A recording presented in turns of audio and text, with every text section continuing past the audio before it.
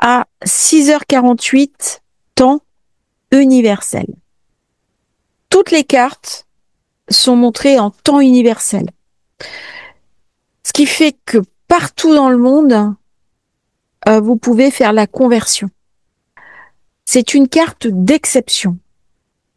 Normalement, les nouvelles lunes Scorpion sont assez intenses, inconfortables, parce qu'elles ramènent des énergies qui sont puissantes, mais qui sont aussi déstabilisantes par Pluton. Et là, au contraire, il y a quelque chose d'extraordinaire qui s'ouvre au moment de cette nouvelle lune. Casimir, Soleil, Mercure, Lune, au degré exact. Une nouvelle intelligence, une nouvelle compréhension, la possibilité d'une nouvelle vision. 3 points, la Trinité, le triangle, le choix que nous avons de faire autrement, aussi bien collectivement que individuellement. Le 3 est un nombre sacré, c'est aussi un nombre d'abondance. C'est un nombre qui signifie le triangle, bien entendu, la pyramide. Si on regarde bien, j'ai bien entendu un cerf-volant qui pointe vers Uranus, mais j'ai aussi une pyramide. Comme si quelque chose de très ancien venait se réinviter dans ma mémoire. Bien entendu, on peut retrouver des retours de vie antérieure, des intuitions, des traditions qui vont être très marquées. Cette conjonction Casimir, Soleil, Mercure, ça ouvre sur une période de chance, ça ouvre sur une période de lucidité, comme si on était arrivé au bout de quelque chose. Assez de mensonges, assez de tricherie, assez d'hypocrisie. Et je pense que dans l'après nouvelle lune, il va y avoir des scandales qui vont sortir.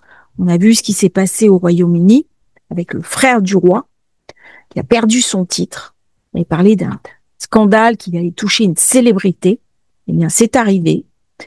Malheureusement, ses accointances avec Epstein, eh bien, c'est remonté à la surface. Il ne bénéficie plus de la protection qu'il avait auparavant parce que c'était le fils de la reine. Son frère a beaucoup moins de mansuétude. C'est une nouvelle lune qui va, sans aucun doute, toucher la famille d'Angleterre, le roi Charles, Scorpion, qui peut toucher également Joe Biden, qui vient d'annoncer un cancer. C'est une nouvelle lune qui va inviter toutes les personnes Scorpion, lune en Scorpion, ascendant Scorpion, à démarrer quelque chose de nouveau en corrélation avec le groupe. Ça peut pas être uniquement quelque chose pour moi, quelque chose d'individuel. Il y a une espèce de mise en miroir entre l'autre et ce que je suis. Pourquoi? Parce que j'ai Uranus. Et Uranus est exalté en Scorpion. Donc ma mission, mon engagement, ma volonté se fera en expansion à travers un projet qui servira au plus grand nombre. Je vous invite à regarder dans votre thème de naissance la maison qui est activée par le signe du Scorpion. Quel est le cuspide de la maison que vous avez dans ce signe-là? Eh bien, vous aurez la réponse de manière très précise de ce que vous devez enclencher. Alors, si vous avez 2 cuspides, vous regardez le cuspide qui inclut le degré 28, puisqu'on est au degré 28. Je vais faire une petite parenthèse. Il y a toujours des personnes qui regardent la chaîne et qui ne s'abonnent pas. N'oubliez pas de vous abonner à la chaîne, c'est très important pour nous soutenir.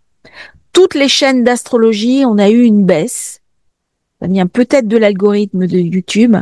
Alors, si vous aimez les vidéos, eh bien, c'est votre manière à vous de me dire, voilà, j'apprécie, je soutiens et je reste informé des nouveautés.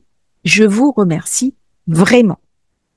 Degré 28, c'est un degré très intéressant qui arrive en conjonction une femme en robe de cérémonie, élève devant elle un sceptre auquel s'enroule un serpent à tête de dragon, l'autre signifiant un homme assis tenant un livre ouvert. Alors parfois les deux sont différents. Parfois ils sont complètement similaires et à ce moment-là je ne donne qu'un seul, je donne souvent le plus simple. On m'a fait la remarque, donc je le dis dans cette vidéo. Une femme de pouvoir qui tient un objet de pouvoir. Alors la femme, ça peut être une responsable politique, chef d'État, ça peut être une responsable économique ou alors une personne en vue qui tient un objet de pouvoir. Donc elle préside, elle dirige, elle gouverne. Mais sur l'objet de pouvoir s'enroule le serpent à tête de dragon. Alors le serpent, c'est le S. Le S, c'est aussi la lettre du secret, les choses cachées. C'est une femme de pouvoir qui ne montre pas ses intentions. Le serpent est un symbole ambivalent. C'est le symbole du bien, c'est aussi le symbole du mal. Par contre, à tête de dragon, ça renforce ce malaise.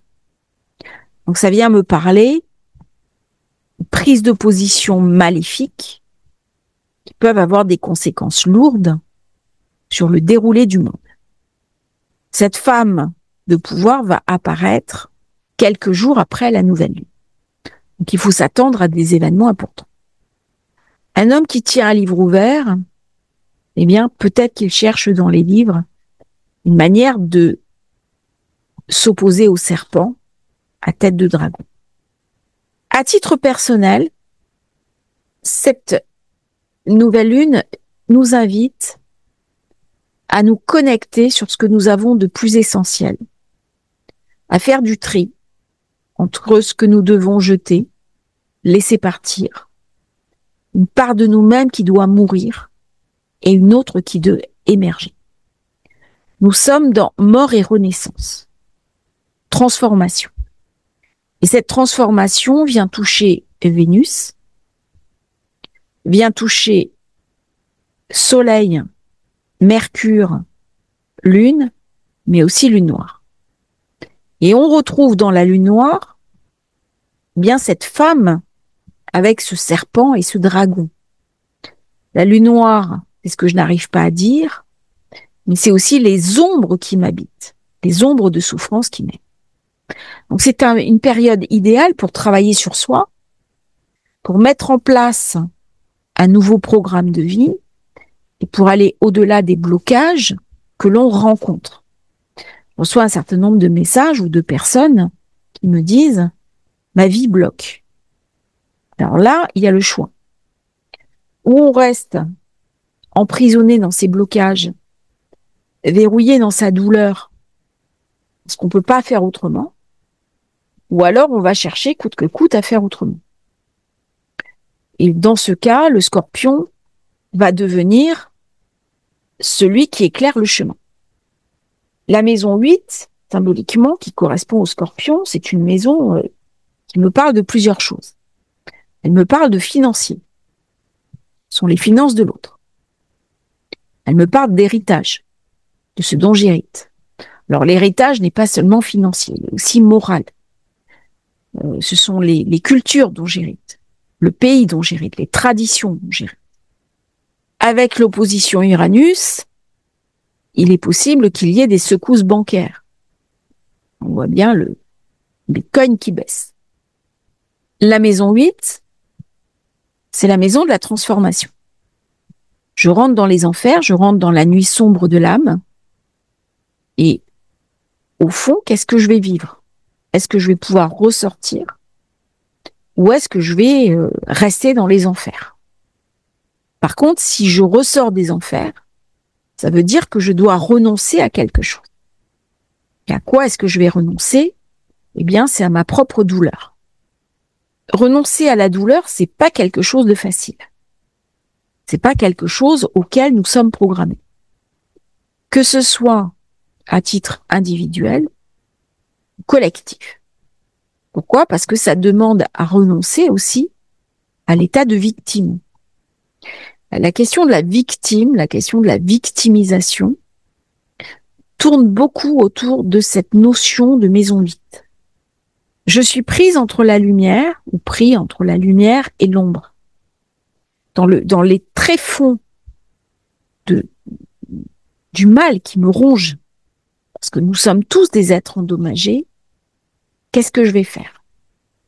Est-ce que coûte, je vais chercher un passage à mieux être, à remonter vers la lumière, ou est-ce que je vais rester dans mes ténèbres intérieures, prisonnier ou prisonnière de quelque chose qui me hante et qui va peu à peu me dévorer? C'est aussi un choix personnel. Le Scorpion invite à la lucidité, il invite à la responsabilité, et c'est un signe de profonde intensité. Et là, toute cette énergie dirigée vers Uranus amène cette foudre, ce feu, cette énergie, cette puissance qui va me permettre de basculer autrement, ailleurs, dans une démarche profondément alchimique, initiatique, pour accomplir l'œuvre au blanc et l'œuvre au rouge. Vous allez me dire, la première œuvre que je dois faire, c'est l'œuvre au noir. Mais beaucoup de personnes restent piégées dans l'œuvre au noir et ne trouvent pas la sortie des enfers. Dans le Casimir, Soleil, Mercure, on a cet homme qui lit le livre. Qu'est-ce qu'il cherche? Il cherche à régénérer son savoir. Il cherche un nouveau passage, un nouvel éclairage, une méthodologie que Mercure va pouvoir incarner après la rétrogradation, après le Casimir. Nous avons Mercure qui est en mouvement inverse. Comme Jupiter, comme Saturne, comme Neptune, comme Uranus. Est-ce que ça veut dire que je ne peux rien faire? Absolument pas.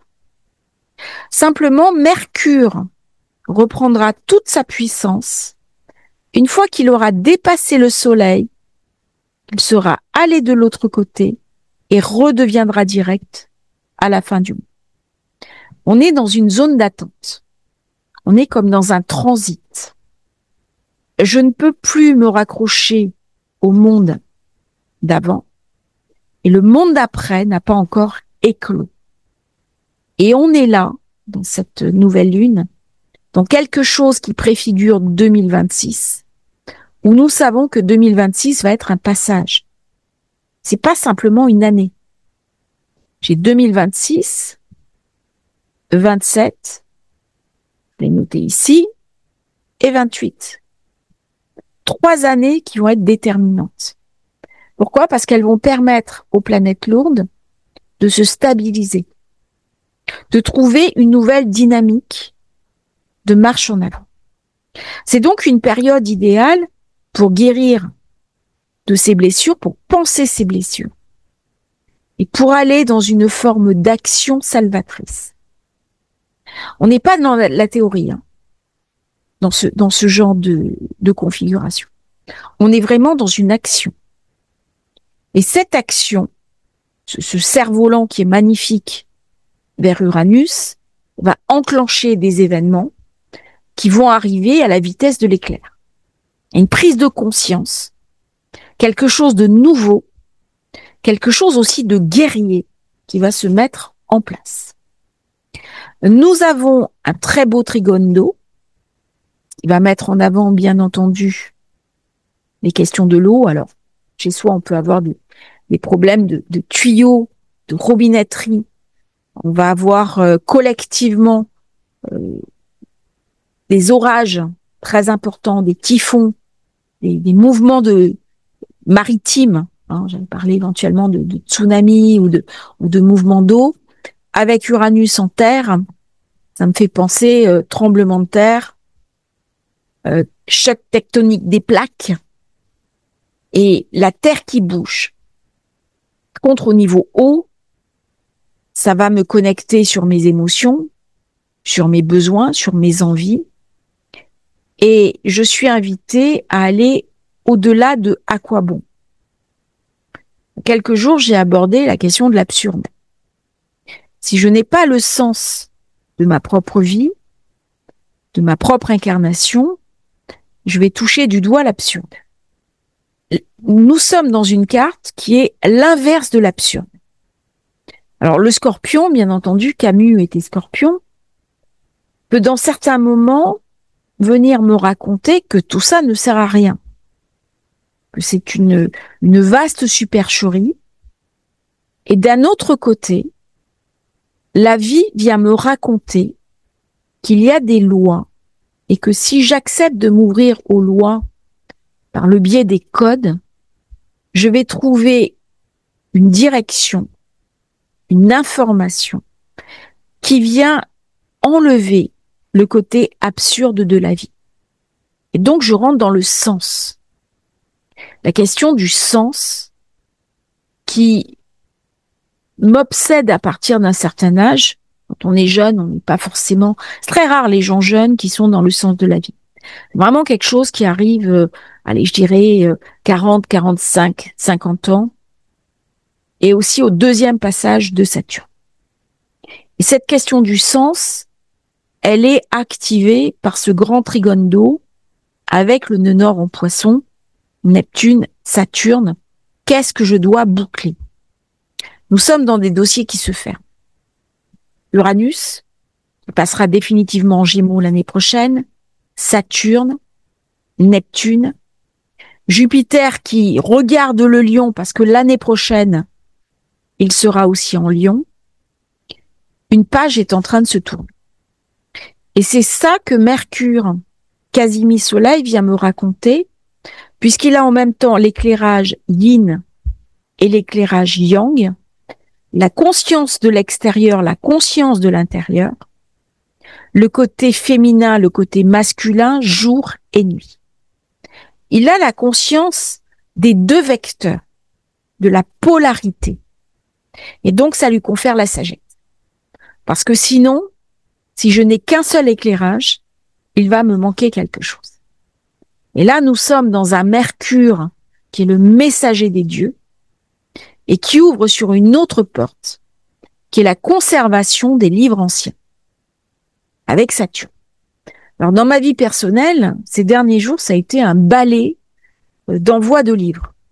Je reçois des livres pour un ami qui est dans un pays où je vais me rendre. Je reçois d'un autre pays un envoi que je réceptionne chez ma mère. Et tout ça, les livres anciens qui ne sont plus édités. Mercure rétrograde. Et on fait en ce moment un espèce de mélange absolument incroyable d'envoi de livres, de trouver des livres qui ne sont plus édités.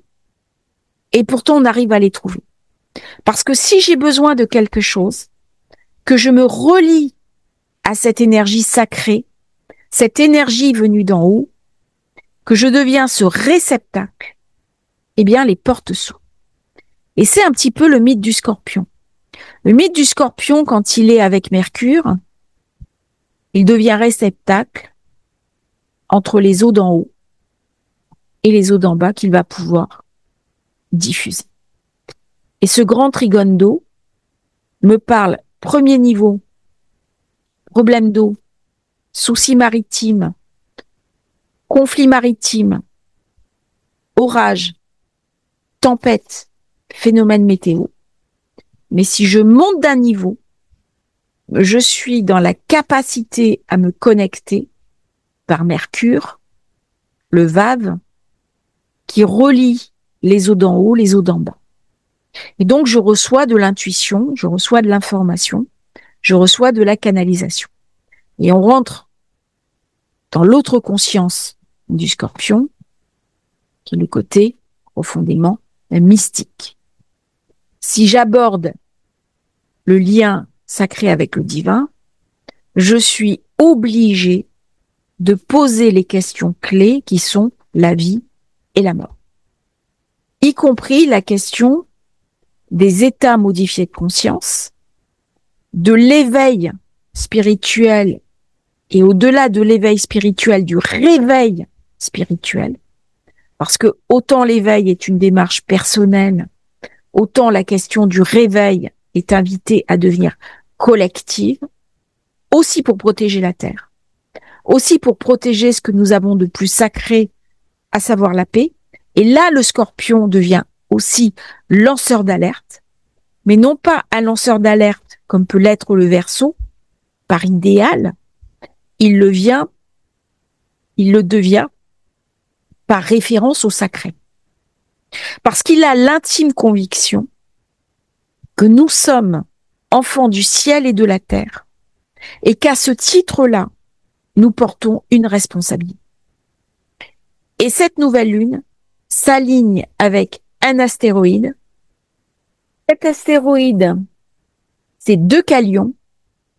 Je vais vous donner le code. 53 311.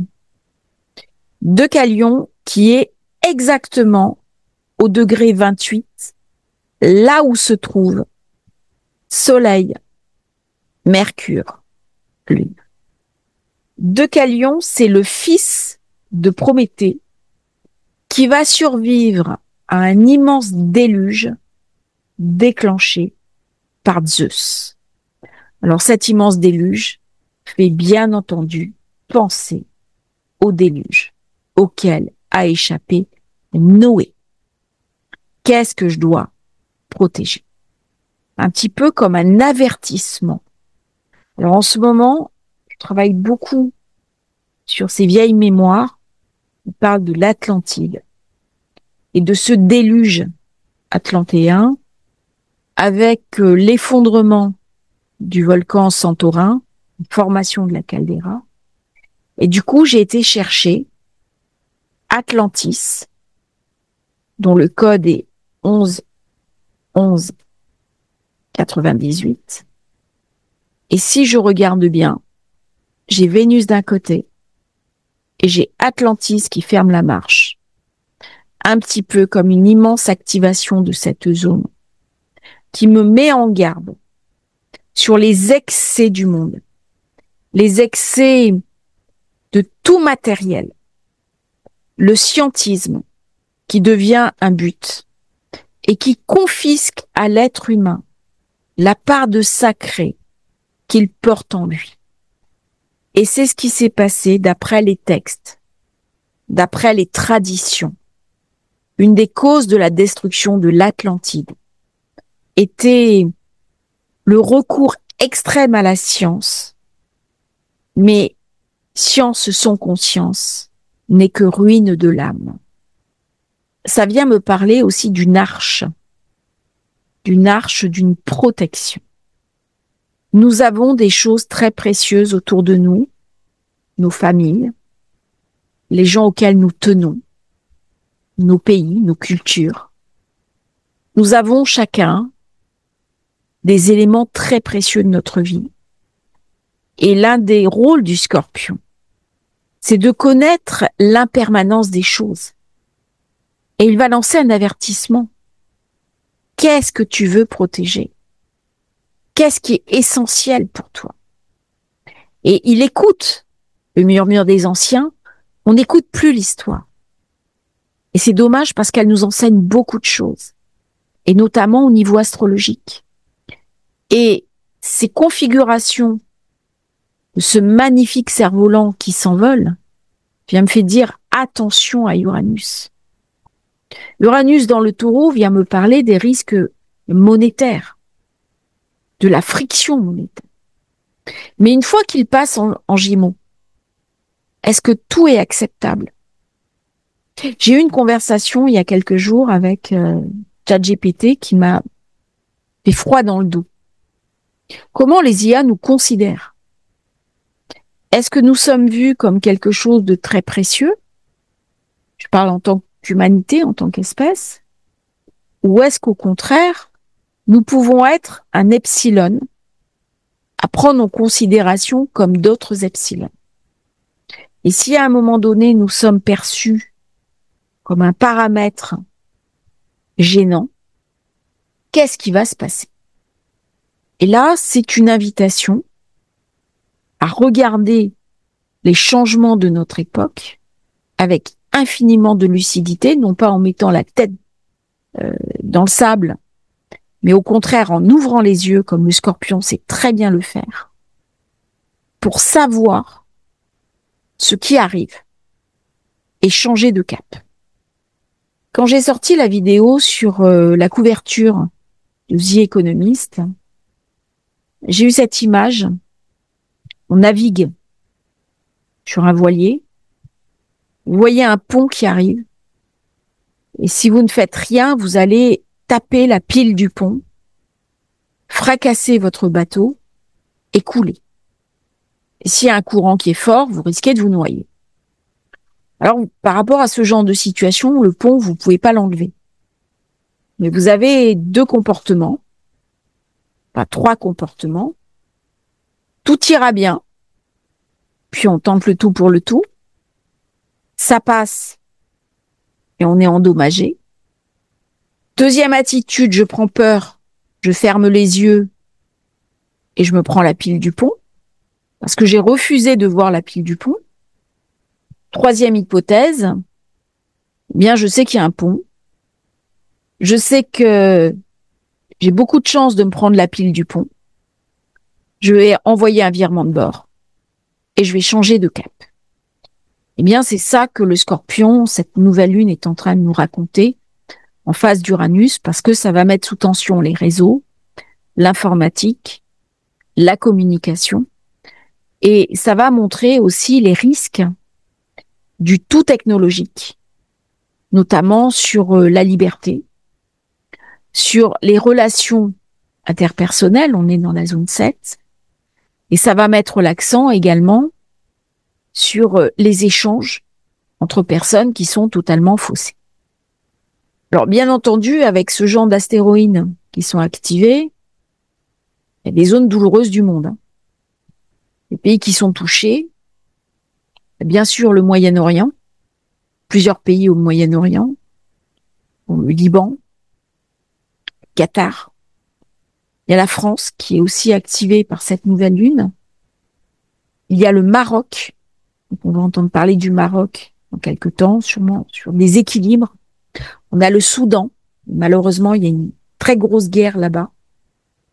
Et on a le Cambodge. Alors, il y a d'autres pays, j'ai pas fait la liste complète, mais on regardera peut-être au fur et à mesure. Vénus étant 12, elle me parle de quelque chose qui est caché. Soit de finances cachées, soit d'une femme qui est cachée. Je pense qu'il y a une femme cachée, il y a une personne féminine qui va sortir. Regarde.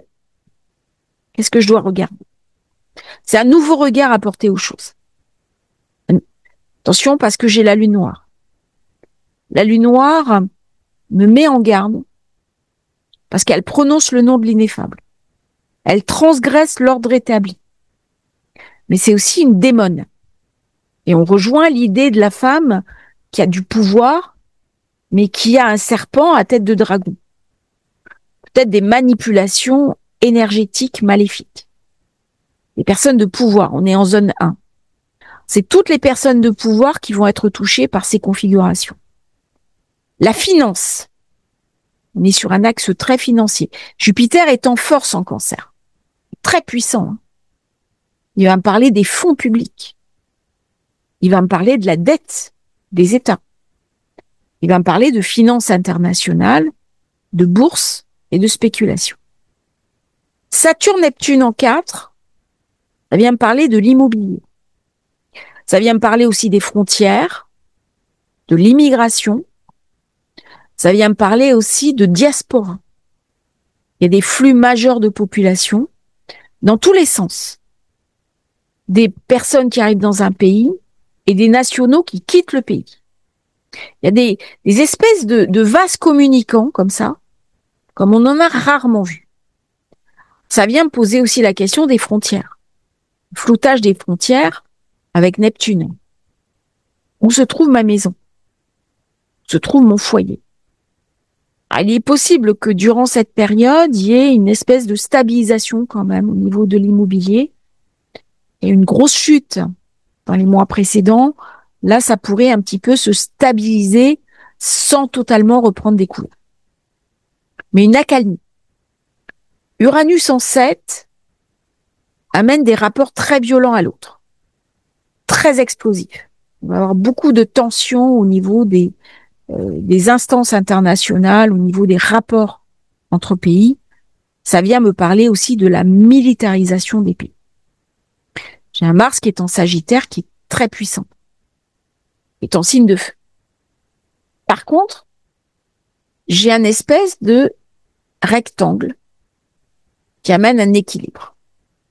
Même si il y a beaucoup de souffrances dans le monde, beaucoup de difficultés, on va commencer à voir les menaces apparaître. Il y a des groupes occultes qu'on va commencer à démasquer. On va commencer à voir. Et on va voir cette espèce de contamination dans certains secteurs par trafic d'influence. Je pense qu'il y a des livres qui vont sortir, et c'est une des raisons de Mercure rétrograde dans le Scorpion. Ce sont les écrits caustiques. Mais c'est aussi le journalisme de guerre, le journalisme d'investigation. Donc là, il y a des personnes, des groupes, des instances qui vont être démasquées. C'est vraiment une très très belle période pour commencer quelque chose de nouveau, même si j'ai beaucoup de rétrogrades. Une rétrogradation n'empêche pas de créer une activité si mon activité est en lien avec quelque chose de profond. Par exemple, je suis thérapeute, historien, on écrit un livre. C'est problématique pour le commerce, pour le commercial.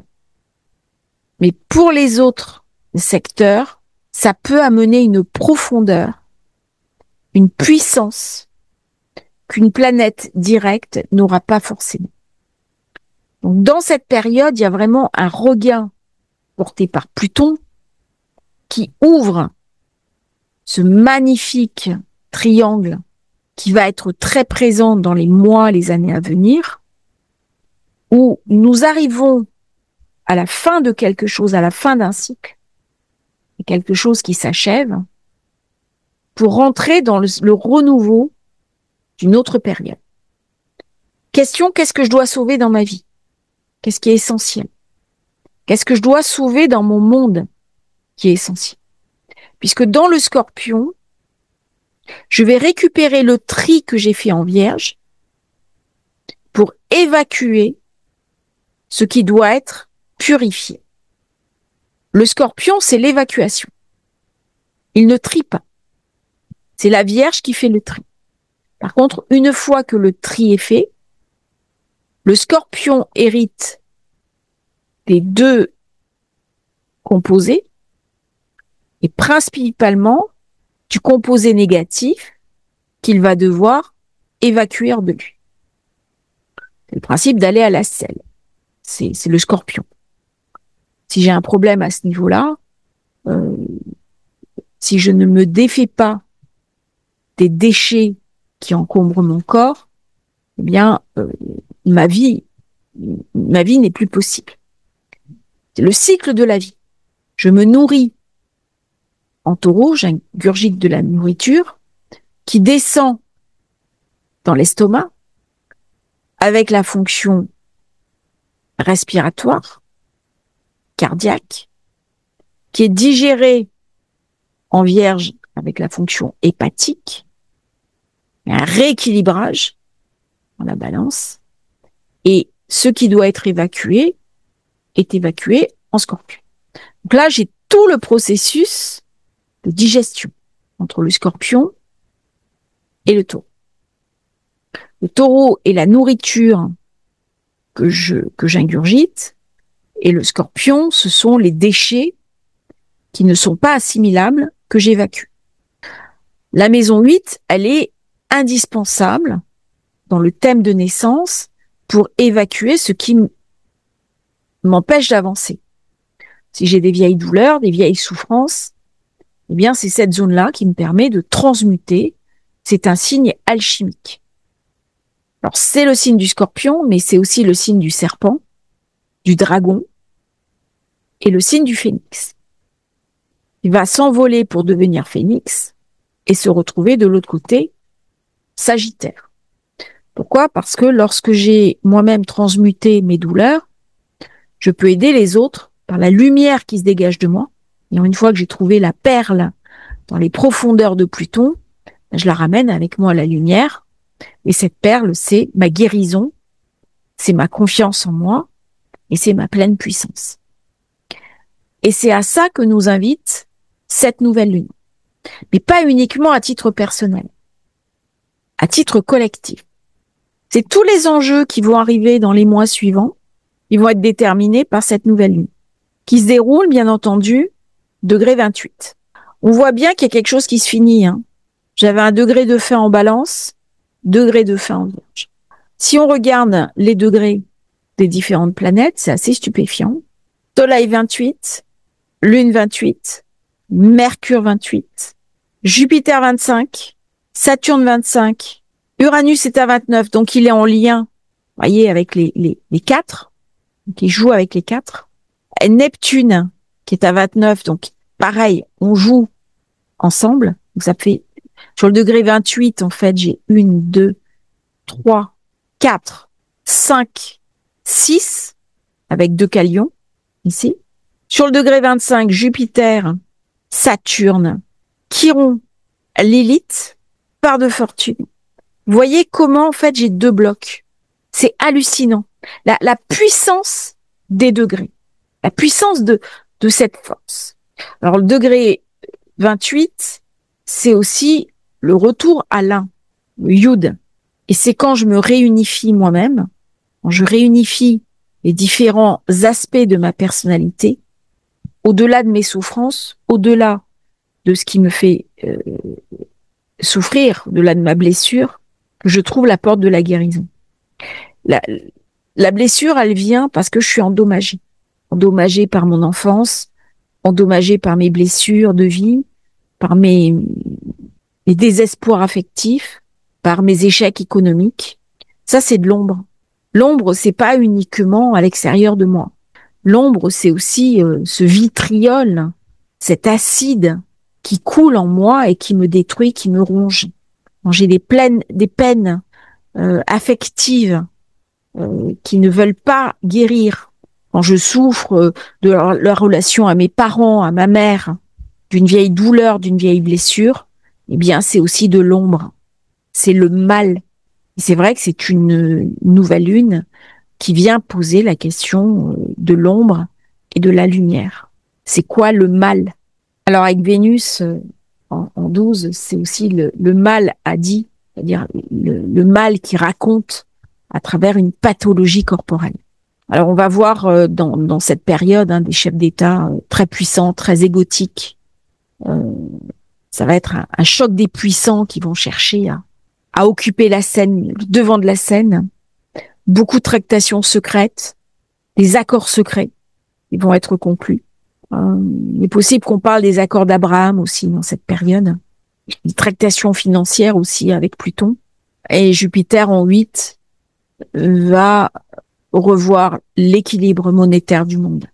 Je pense que rapidement, pas forcément 2025, mais plutôt 2026, on va voir apparaître d'autres équilibres monétaires. Comment je me vois? Qui je suis? Quelles sont mes qualités? Quelles sont mes forces? Quelle est ma puissance? Et toutes ces questions vont nous être posées aussi bien individuellement que collectivement.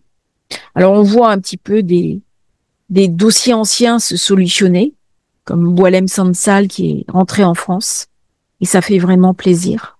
On voit une espèce de mise en forme, d'espérance qui arrive, même si c'est une espérance relative, et j'ai l'impression que l'humanité a une forme de choix dans les temps qui viennent. Et j'ai beaucoup parlé de 2026 comme l'année des choix, l'année d'un changement profond, qui aura des conséquences pour l'avenir. C'est vraiment une période charnière, période dont vous pouvez tirer beaucoup de chance. Il y a un très bel aspect Jupiter-Vénus, très bel aspect Jupiter avec cette nouvelle lune, avec le couple Saturne-Neptune, avec Uranus, et ça ramène la possibilité de saisir des opportunités qui vont arriver dans votre vie ou que vous allez pouvoir déclencher. Je vous remercie d'avoir suivi cette vidéo sur la nouvelle lune. N'oubliez pas de vous abonner à la chaîne. C'est très important. Et à bientôt pour un nouveau partage sur Astrologie Facile.